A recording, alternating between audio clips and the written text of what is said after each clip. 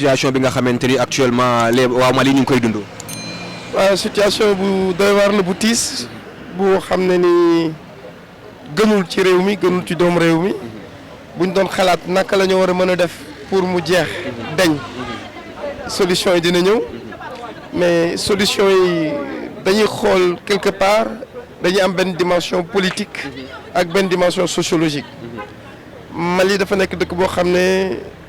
dafa nekk ay xeexkat dañ fa yàgg dëkk ay guerrier booy xool seen histoire Soumaoro Kanté Soundiata Keita ñu nekkoon ay roi yu nekkoon Mali téye réew mi ngaan ko léegi état moderne dafa ñëw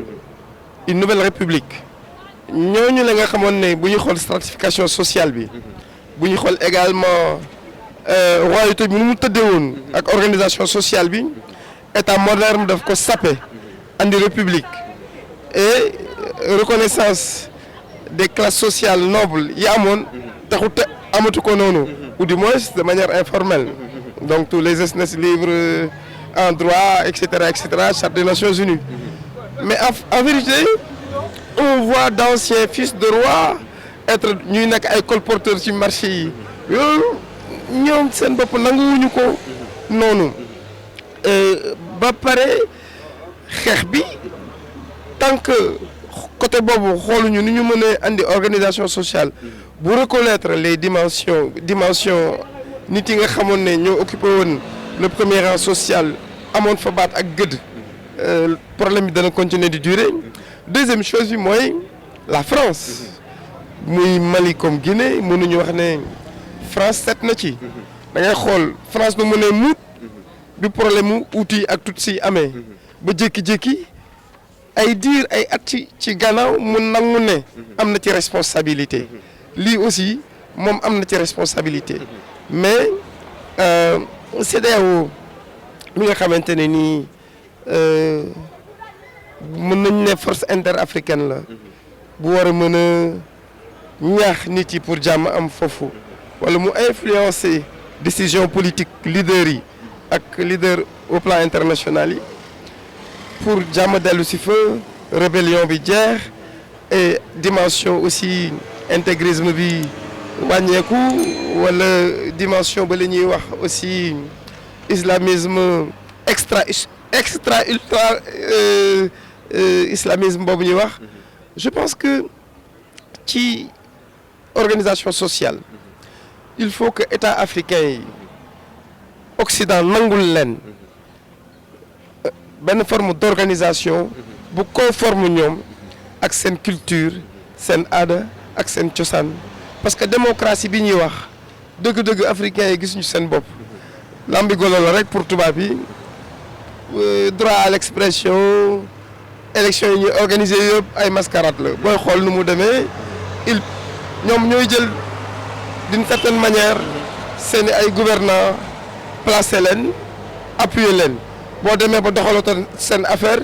ñu organiser peut-être les grandes puissances des formes de déstabilisation sociale coup d'état wala ñu jël ci doomu réew mi ñenn ŋànk leen ñu xeex la gis nañu li xew Kadhafi gis nañ li xew Irak umpul kenn donc Occident yi dañuy am responsabilité ci li am seen ancienne colonie yi juste parce que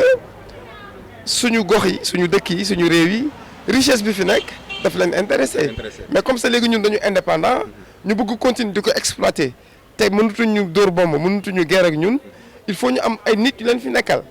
loolu moo tax problème yi di sax dañagul léegi nag. léegi ñu gis Mali sax Mali Guinée le colonel Doumbouya nee na moom ay frontière am du ko tëj entre Mali ak fi nga xamante ni moo di Guinée ñu gis Sénégal dëkk boo xamante ni Mali Maliens dañ fee bari trop te Mali lu ci bari fii la ko doon jëlee fii ci Sénégal tëj ay frontière am vol yi doon dematul loo ko jàngate loolu. waaw loolu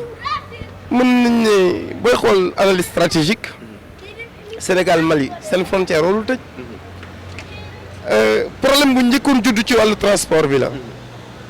mais bi transport bi lëjee ñu koy jëm a lijjanti ñu ut solution provisoire ñenn ñi di contourner par Casamance pour dem livrer ji ak yooyu la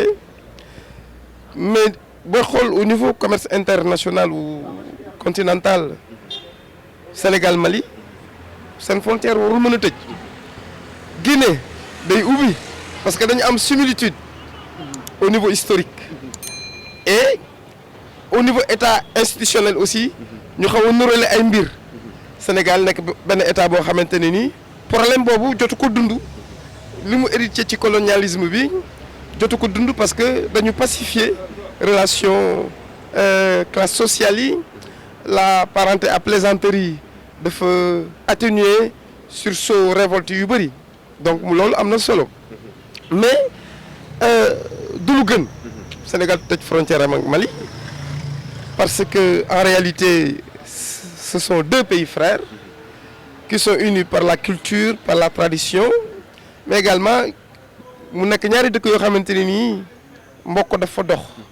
Sénégal yi dañuy am mbokk Mali Mali yi dañuy am mbokk Sénégal man fii ma lay wax maa ngi am ay étudiants yoo xam ne Mali lañ dëkk donc war na mën dem di ñëw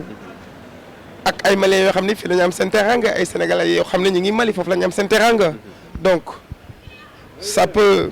préfigurer benn crise bu ndaw au niveau des relations internationales entre Sénégal ak Mali mais yaakaar naa ni ñaari présidents yi war nañu mën a taxaw ut solution à ce problème waxtaan si déggoo si frontières yi ubbi relations yi continuer mel nu mu meloon waaw incha allah moom lañ ñaan rëq-rëq yi nag du ñàkk ci relation politique inter-état. mais tey CEDEAO lan moo nekk waroon doon seen taxawaay pas ñuy sanctionner Mali. CEDEAO moom vraiment li gars yi di wax mooy loolu CEDEAO amuñu moyen amuñu stratégie pour sauver Afrique organisation la boo xamante ne nii créé nañ ko waroon nañ ko gën a dooleel ci wàllu ressource ak ci wàllu pouvoir de décision et faire valoir également décision yu mu jël gis nañ problème Gambie bi bu mu amee force militaire yi wàcc si nañ mais en réalité ñun soxluñu force militaire yi di ñëw di bombarder parce que civils yi rek ñooy dee ñooy perte li ñu bëgg ñu développer la dimension des valeurs de négociation waxtaan diisoo déggoo ci solution respecter ko appliquer ko donc capacité de négociation interétatique yi dafa xaw a sooxe ci njiit yi il faut ñu xoolaat seen stratégie de négociation bu loolu weesoo ñu xoolaat nag la mise en œuvre des acquis de la négociation je pense que yooyu bu ñu ko gëstuwee bu baax càmbar ko jàmm mën na dellu si ñaari réew yi mosu fi jug sax parce que rëq xëy comme ni ma ko waxee lu am la mais ñu gën a dellu si ci importance de la coopération et de la coopération au niveau interétatique dans l'Afrique de l'Ouest parce que ensemble bu rëy la boo xamante ne nii richesse am ak dooleem bu ñu dajaloo nekk benn mën na leen yóbbu fu sori au niveau de la compétition internationale. merci sama gars yi. waaw Doumbouya donc bu ñu xool Doumbouya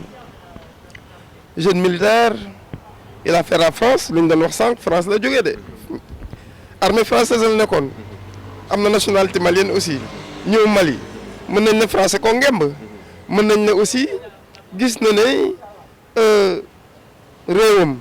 ak patriotisme ak nationalisme réewam mi ngi sooxe réewam mi ngi dellu ginnaaw mu taxaw tem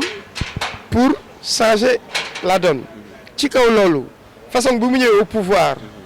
c'est pas la façon démocratique coup d'état la coup d'état charge yi dañ ko dàq mais terewul am na léegi li des mooy naka lay jëbbalee nguur gi au civil pour ñu organiser élection yi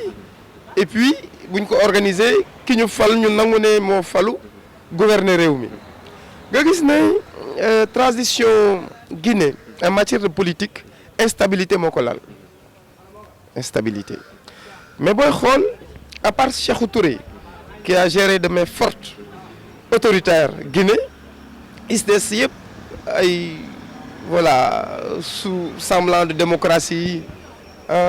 monsieur Camara ñëw na mais teewul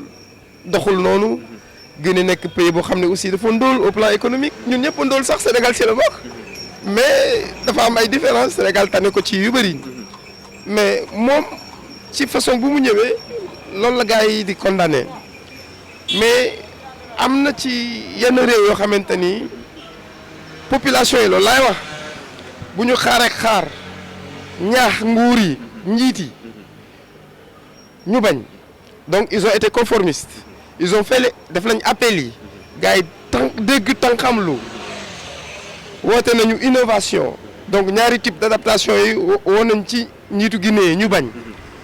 troisième type bi mooy la rébellion la contestation du pouvoir et nit su tolloo foofu day xaacu geetaru solution bi am pour moom mooy lan taxaw teem bakkan mën na ci dee comme pour am li nga bëgg wala prisonnier am ci nga am li nga bëgg foofu la Doumbouya ñëwee au pouvoir coup d'état bi sax xaw na sedd parce que jàll na mais li des mooy moom pression bi am ci moom de la part des autres pays comme Sénégal ak yeneen pays Afrique de l'Ouest yi pour mu organiser élection yi jébal ko nguur gi état bu nekk tu es souverain personne n'est mieux placé que le colonel Doumbouya de voir la date idéale pour organiser élection yi ci kaw loolu pression internationale bi day am ñu accompagner ko ci ñaax ko ci rek pour mu def loolu parce que loolu mooy tax jàmm dellu si Guinée incha allah rabbi merci.